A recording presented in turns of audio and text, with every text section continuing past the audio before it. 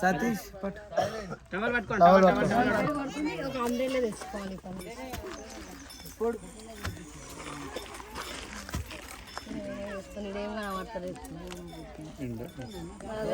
పుట్ట పుట్టలిల్లమ్మకు భూలోక సుందరికి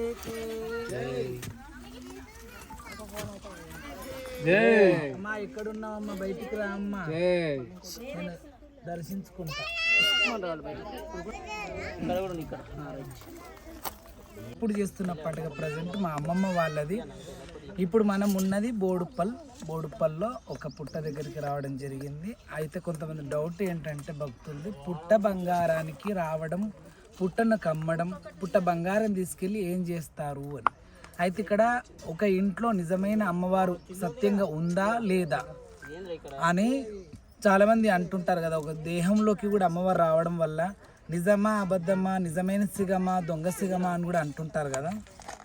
అలాగే ఇదంతా ఎట్లా తెలియాలి, ఒక అమ్మవారు నిజమైన అమ్మవారు ఒక ఇంట్లో నిజమైన అమ్మవారు ఉన్నదా లేదా అని తెలియడానికి నిదర్శనం పుట్ట దనివేయడం అని అంటారు. పుట్ట దనివేయడము అని అంటే పుట్టను తవ్వి ముందు పుట్ట దగ్గరికి వచ్చి 5 ప్రదక్షిణలు చేసి మంగళహారతులు, అమ్మవారికి పసుపు కుంకుమ, అలాగే ఒక గురిగి, ఆవు పాలు, పెరుగు, పూలు ఇవన్నీ కూడా తెచ్చి ఆ పుట్ట చుట్టూ వచ్చిన బంధుమిత్రులందరూ కూడా ఎవరెవరైతే ఉన్నారో ఆ రిలేషన్ వాళ్ళందరూ కూడా, ఇంటి కుటుంబ సభ్యులందరూ కూడా ఆ పుట్ట చుట్టూ 5 ప్రదక్షిణలు చేసి 5 బిందెల నీళ్లు తెచ్చి తొవ్వి ఇలా సమానంగా, అంటే నేలమట్టంగా అంటారు దాన్ని, సమానంగా మట్టంగా చేసి 5 బిందెల నీళ్లు పోసి తర్వాత మా పసుపు కుంకుమతో ముగ్గేసి ఆ గురిగి కానీ తమలపాకులు, వక్కలు, పసుపు కొమ్ములు, ఖర్జూర పండ్లు, కుడుకలు, నిమ్మకాయలు, పండ్లు, పూలు ఇవన్నీ కూడా పెట్టి అఖండ దీపారాధన,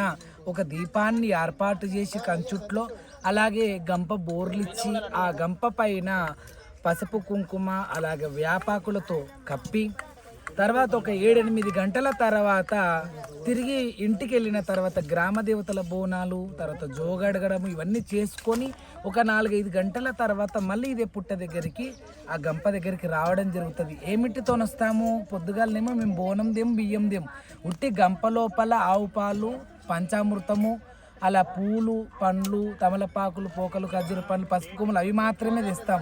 కానీ సాయంత్రం అమ్మవారికి సచ్చాన బోనము వనకాల వడివాళ్ళ బియ్యముతోనే ఇక్కడికి రావడం జరుగుతుంది. పుట్ట దగ్గరికి శివశక్తుల శిగాలతో రావడం జరుగుతుంది. సాయంత్రం ఎప్పుడైతే మనం మళ్ళా సాయంత్రం వచ్చి మనం పుట్ట దగ్గర వచ్చి చూస్తామో, ఆ పుట్ట దగ్గరికి వచ్చే ముందు శివశక్తుల శిగాలతోని, ఒగ్గు డోళ్ళతోని, ఒగ్గు పూజారులతోని, అలాగే బోనంతోని, బియ్యంతోని, అమ్మవారికి చీర శారలతో వచ్చి చూసేవరకు ఏముంటుందంటే, మనము 5 బిందెల నీళ్ళు పోసినాము, ముందు తవ్విండ్రు, బిందెల నీళ్ళు పోసిర్రు, మళ్ళీ తర్వాత అంతా నేలమట్టం చేసిర్రు, అంటే ఇట్లా నేర్పినట్టు చేసిర్రు కదా. ఆ తర్వాత సత్యంగల్లా అమ్మవారు అనేది ఇక్కడనే తెలుస్తుంది అనమాట. గంప లోపల కట్టడం అన్నమాట, పుట్ట తయారు కావడం. కొంతమందికి గంప మీద దాకా కడుతుంది, కొంతమంది గంప లోపల కొద్దిగా కడుతుంది, కొందరికి ఇంతే కడుతుంది, కొందరికి ఇంత కడుతుంది, కొందరికి ఇంత కడుతుంది. ఎందుకంటే మనము ఇవాళ రేపు హైడ్రా వచ్చింది, మనం 100 అంతస్తుల బంగ్లా కూడా 4 నిమిషాలలో 5 నిమిషాలలో గులగొడుతున్నాం. కట్టాలంటే మాత్రం సమయం పడుతుంది. మనకు ఒక్క అంతస్తు బంగ్లా కానీ 2 అంతస్తుల బంగ్లాలు కూడా కూలగొట్టడం ఈజీ, కట్టడం చాలా సమయం పడదు కదా. అలాగే ఇలా తవ్విన తర్వాత అమ్మకు కూడా సమయం పడుతుంది కదా చెదలకి. కాబట్టి ఆ చెదలు ఎంత ఫాస్ట్గా కడుతుందో చూడండి. ఆ ఇంట్లో ఎంత అమ్మవారు పవర్ఫుల్గా ఉంది, సత్యం ఉందో దాని ప్రకారమే కడుతుంది అన్నమాట. కొంతమందికి గంప నిండా గంప మీది కూడా వచ్చేస్తుంది. ఈ 7-8 గంటలలో గంప మీద దాకా కూడా కట్టేస్తుంది ఆ చెదలు. కొంతమంది కొద్దిగా కడుతుంది, కొంతమంది దీపం చుట్టూరు కడుతుంది. అలా ఆ తల్లి జగన్మాత పచ్చని యాప వృక్షము కింద ఎన్ని పుట్టలు, ఇక్కడ ఎన్నో పుట్టలు ఉన్నాయి, అన్ని పుట్టలు కూడా అమ్మవారు కదా. అమ్మవారు ఏరి కోరి యాప చెట్టుని సెలెక్షన్ చేసుకొని కట్టుకుంటుంది చూడండి. కలియాప వృక్షం అంటారు యాప చెట్టుని. అంత పవిత్రమైన యాప చెట్టు. ఆ యాప చెట్టు ఆ పుల్లతో పండ్లు తోముకున్నా కూడా 96 రోగాలు నివారణ చేసే పూర్వకాలము అలాగే తోముకున్నారు కాబట్టి యాప పుల్లతో ఎవరి పండ్లు ఊసిపోయేటివి కావు, ఎవరికి కూడా పుచ్చి పండ్లు వచ్చేటివి. నిన్న మొన్న మా తమ్ముళ్ళు కూడా పుచ్చి పండ్లు వచ్చి పునః నరకం అనుభవించారు, ఒక్కొక్కరు 1,00,000 రూపాయలు అయినాయి. కాబట్టి ఇలాంటి రోగాలు కూడా మనం కొన్ని తెచ్చుకుంటున్నాం. పూర్వకాలం, అందుకే ఓల్డ్ ఇస్ గోల్డ్ అన్నట్టుగా పూర్వకాలం వాళ్ళు వాడేటివన్నీ మనం వాడితే ఈ బీపీ షుగర్లు ఏవి కూడా మనకు రావు. ఈ కొద్ది కాలంలో క్యాన్సర్లు కానీ బీపీ షుగర్లు ఎన్నో సమస్త రోగాలు వస్తూ ఉన్నాయి. కాబట్టి ఇలా ఎందుకు పుట్టగా అమ్ముతారు అనేది మాత్రం కొంతమంది డౌట్లో. ఇవి కూడా చెప్తున్నా, అవి కూడా చెప్తున్నా. అమ్మవారి ఇంట్లో నిజమైన స్వరూపములు అమ్మవారు సత్యంగా ఉన్నదా లేదా తెలుసుకోవడానికి ఒకవేళ ఉంటే ఎంత సత్యం ఉంది, ఎక్కువ కట్టిందా తక్కువ కట్టిందా, అసలు కట్టిందా కట్టలేదా చెదలు అనేది పరీక్ష అన్నమాట. అమ్మవారు మనకు చూపించాలి, ఆమె సత్యం కూడా మనకు చూపిస్తే ఇలాగే ప్రతి సంవత్సరం అమ్మ కలిగిస్తూ ఉంటే మనం ప్రతి సంవత్సరం ఇలాగే పూజలు చేసుకోవచ్చు, పుట్టలుగా అమ్మొచ్చు. దాని గురించి మెయిన్ ఇంకోటి చాలా అద్భుతమైనటువంటి రీజన్ ఏంటంటే దేవుని లగ్గాలి. ఇప్పుడు మన ఇంటికి ఎవరన్నా వస్తారు, వాడు పనికి రాని కానీ పనికి రానోళ్ళు కానీ, మన సాగు గొర్రెటోళ్ళు కానీ, మన బతుకు గొర్రెటోళ్ళు కానీ, మన పాలోళ్ళు కానీ, మన పగోళ్ళు కానీ, దండి దుర్మార్గులు కానీ చాలామంది మన ఇంటికి రిలేషన్ వాళ్ళు వస్తారు. వచ్చినప్పుడు వాళ్ళకు కాలు కడుకోవడానికి నీళ్ళు ఇస్తాము, తర్వాత ఒక కుడి చేస్తాము, ఒక టేబుల్ వేస్తాము, లేకపోతే సాపేస్తాము. అంటే నార్మల్ ఏ జీవితం కూడా రూపాయి మందం పనికిరాని మనుషులకే మనం కుడిచో లేకపోతే టేబులో లేకపోతే పీటనో సాపనో వేస్తాం. ఏది జస్ట్ మనుషులకు మాత్రమే.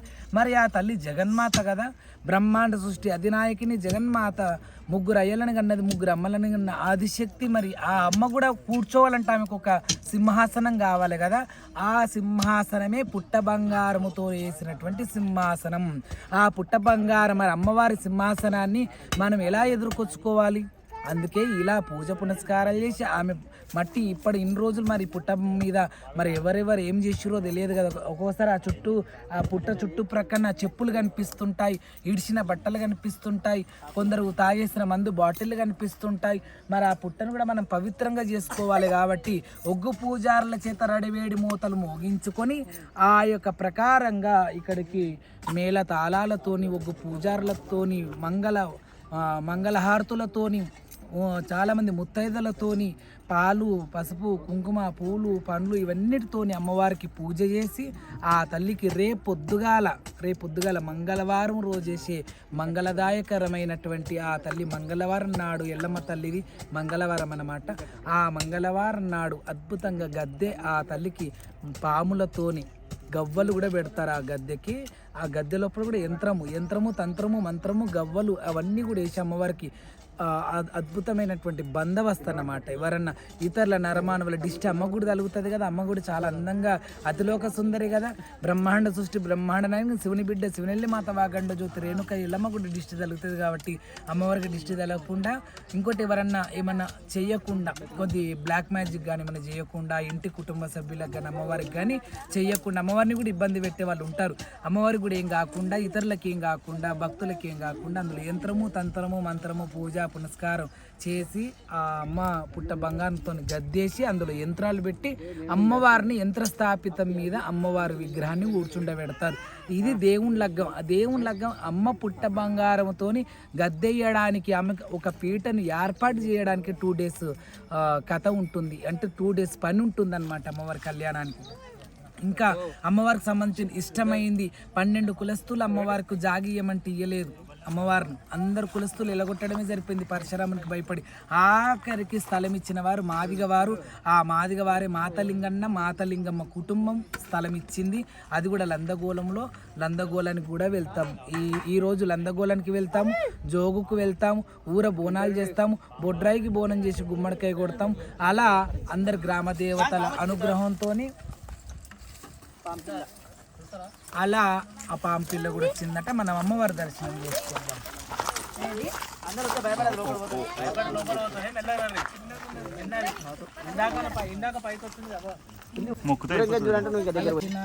పాము దర్శనం ఇచ్చిందా ఆ తల్లి జగన్మాత దర్శనం ఇచ్చినట్లు కాబట్టి ఆ తల్లికి చేతకోటి వందనాలు.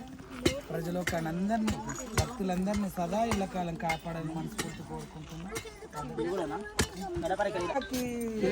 పుట్టపుట్టలెల్లమ్మా అది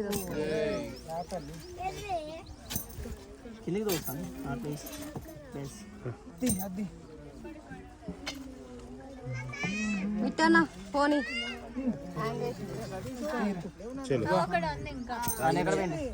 బంగారం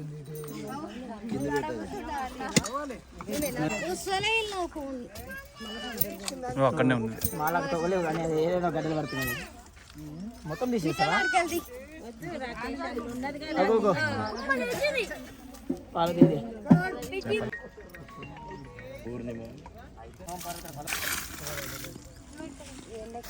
లోపలికి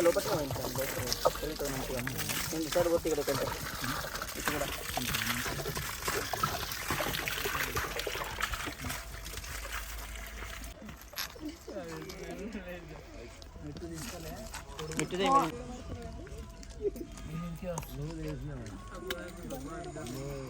మీది మిట్ట అన్నది ఫోన్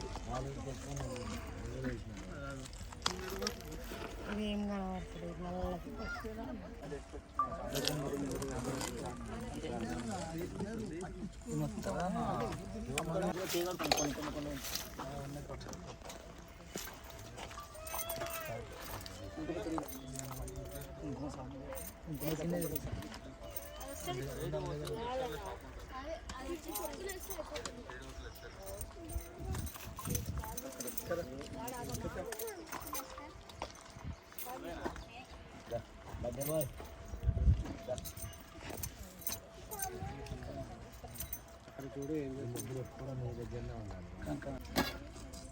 నీళ్ళు కట్టుకుని ఉంటాం.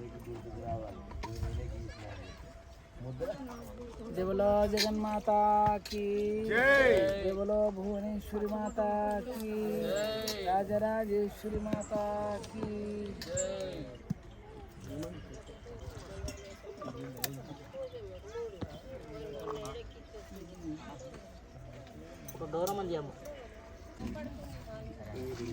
మన పుట్ట కట్టడానికి ఇదే సహాయం చేస్తుంది.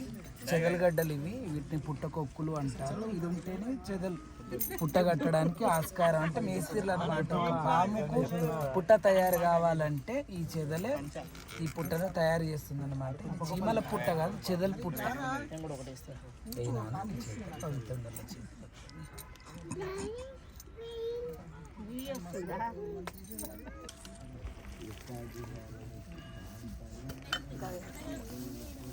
శాస్త్రం కొన్ని పోయింది అల్లం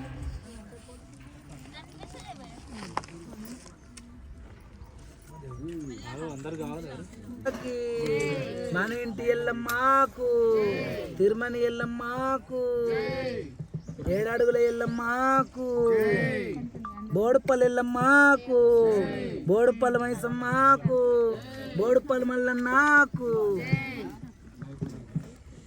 హర హర మహాదేవ్. ఇట్లా ఎందుకు గంప మీద యాపాకేస్తారంటే అమ్మవారికి చల్వ. ఇంకోటి ఏంటంటే గాడిపోచి దీపం కొండెక్కకుండా. ఇంకోటి అమ్మవారు కూడా ఎవరి కళ్ళల్లో కనిపించకుండా నాగసర్పం అనేది వచ్చిపోతుంది కాబట్టి ఆ గంప చుట్టూ తిరగడం జరుగుతుంది కాబట్టి మిగతా వాళ్ళు చూసి కొట్టి చంపే అవకాశం ఉంటుంది కదా. పాము అంటే మనం ఇప్పుడు నాగదేవతను కొలుస్తున్నాం. పామును చూస్తే ఇసపురుగు అని చంపే వాళ్ళు కూడా చాలా మంది ఉంటారు. పామును చంపితే 7 జన్మల దోషం ఉంటుంది. ఏ దోషం చేసుకున్నా పాము దోషం మాత్రం పోదు. నాగసర్ప దోషం, కాల నాగసర్ప దోషం అంటారు. కాబట్టి ఎప్పుడు ఇసపురుగు అని చెప్పి చంపొద్దు. ఆమె మననేమన్నది, మనం ఇప్పుడు ఇళ్ళకెళ్ళి చూస్తుంది అమ్మవారు వచ్చి కాటేయచ్చు కదా, కాటేయని జేబులో రేణుకెళ్ళమ్మ తల్లికి జై. అట్లా